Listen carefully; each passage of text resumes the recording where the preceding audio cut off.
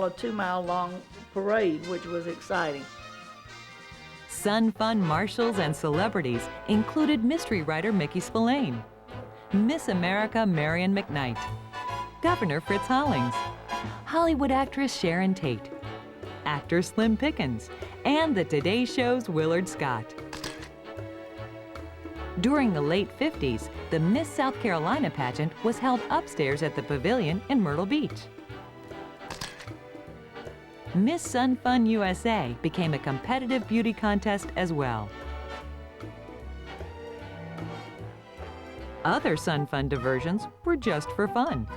They passed a city ordinance that said every man who was not wearing shorts was going to have to pay a fine or go to jail. But they had a very open public jail wagon there in the center of town, so that the most distinguished people in town, if they showed up without shorts on, in they went.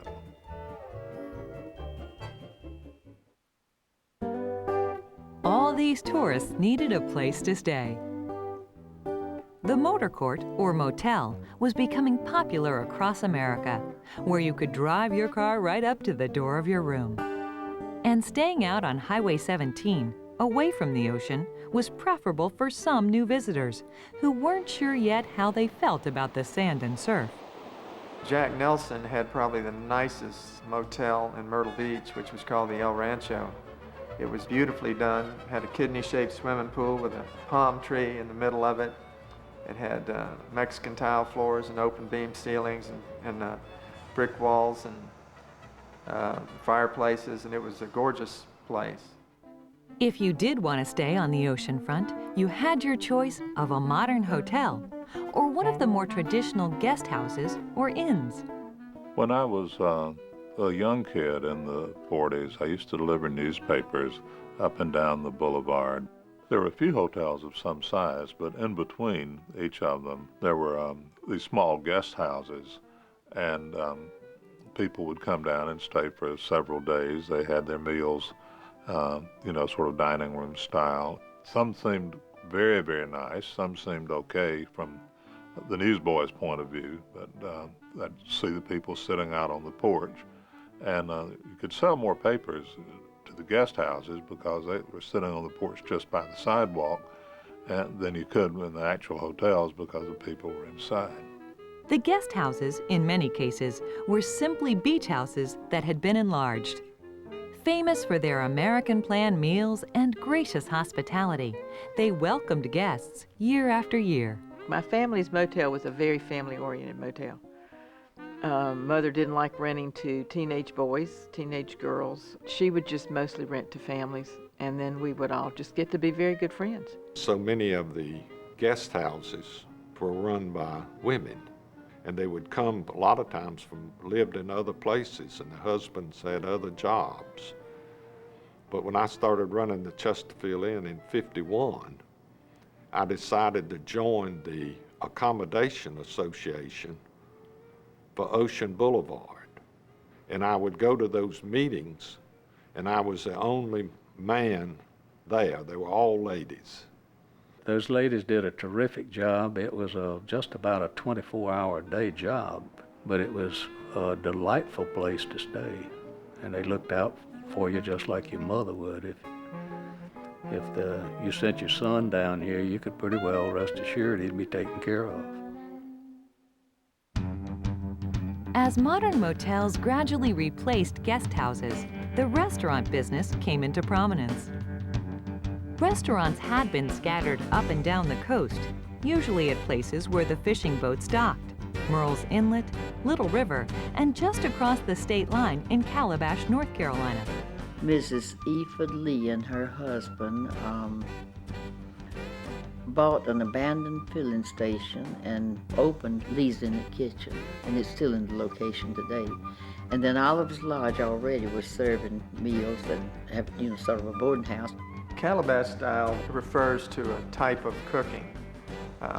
The Calabash restaurants, maybe their uncle owned a fishing boat and they'd open up and they'd just give you a platter of popcorn shrimp. They'd give you 200-300 little tiny shrimp instead of large shrimp. And that became the style of cooking.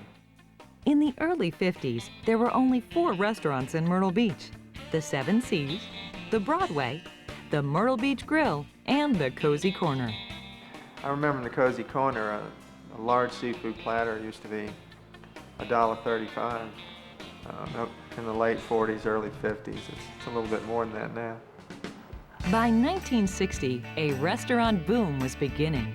The Sea Captain's House became Myrtle Beach's first oceanfront restaurant, established in what was formerly a small guest house. It was only going to be temporary, but the temporary has stretched out to this summer. It will be 43 years. In 1949, a new golf course opened, the Dunes Golf and Beach Club. This brought the number of golf courses in the Myrtle Beach area to an astonishing 2. I know that the developers of the Dunes Club, people like Buster Bryan, were very serious about wanting to have a first-class golf course.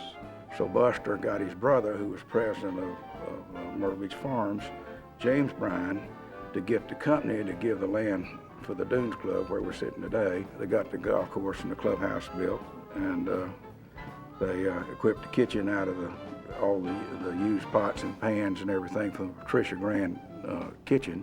Got it started, got it built, got Jimmy D'Angelo in here to be golf pro, and it grew with the community. It's in the top 100 golf courses. In addition to having one of the holes there that's in one of the top 100 golf holes in the world. Fishing was another attraction to lure visitors to the Grand Strand.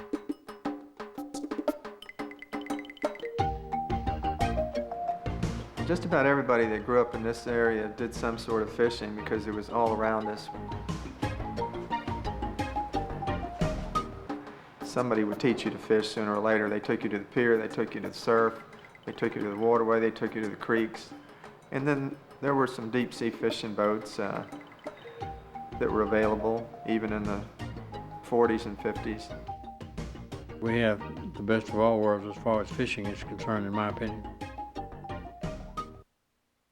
Other attractions on the Grand Strand, which became popular during the 50s, include Brook Green Gardens.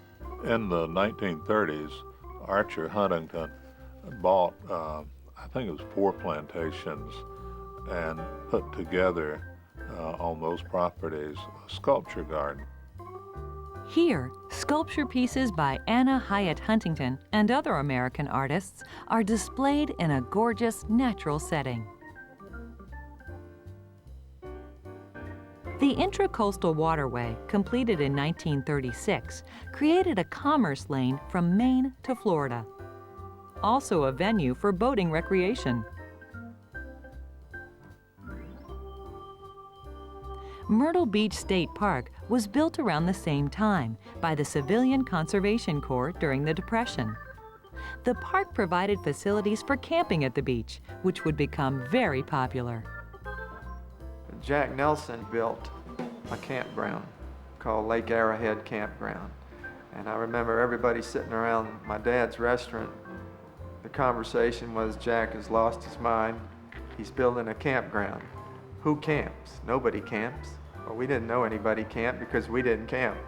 And nobody, I don't think, in Myrtle Beach knew anybody camped until Jack opened that campground. And then when he had a waiting line to get in, now we have quite a few campsites. The Myrtle Beach Chamber of Commerce had done its job. By the early 60s, Myrtle Beach was no longer a well-kept secret.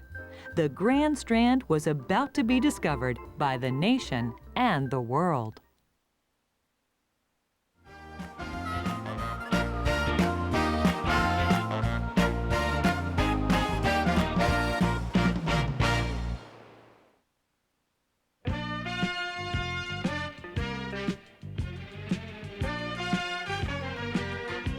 A new kind of music, with roots in big band, rhythm and blues, and early rock and roll, was catching on in the 50s.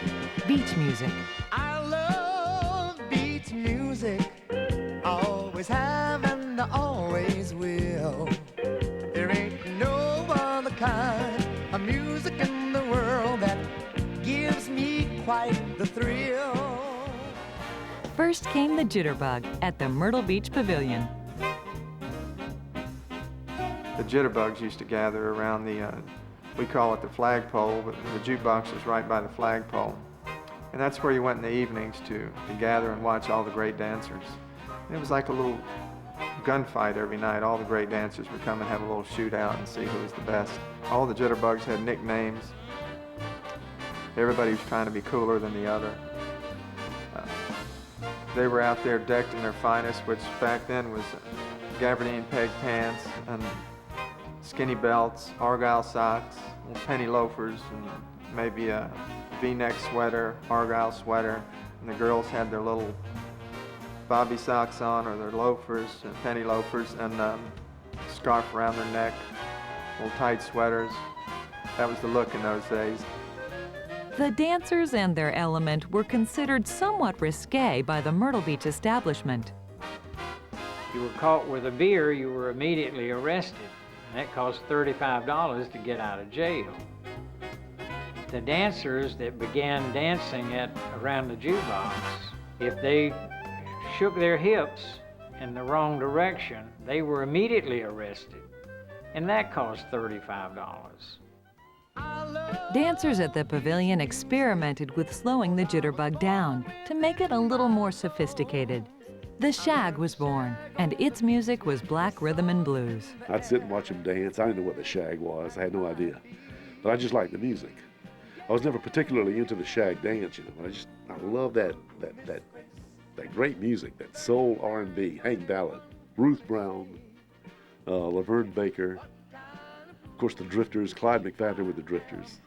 Big George Lineberry programmed the jukeboxes at the pavilion as well as in the African-American section of town, and he persuaded his employer to let him move some of the records from the African-American section to the pavilion, and they caught on.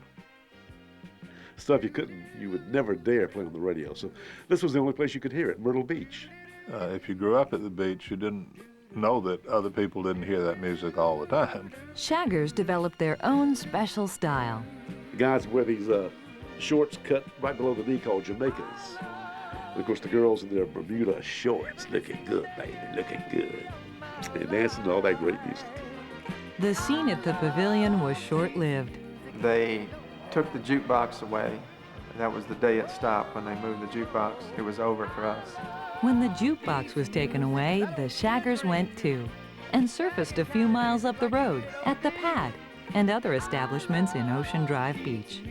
Beach music was here to stay, but shagging at the Myrtle Beach Pavilion would become just another happy memory.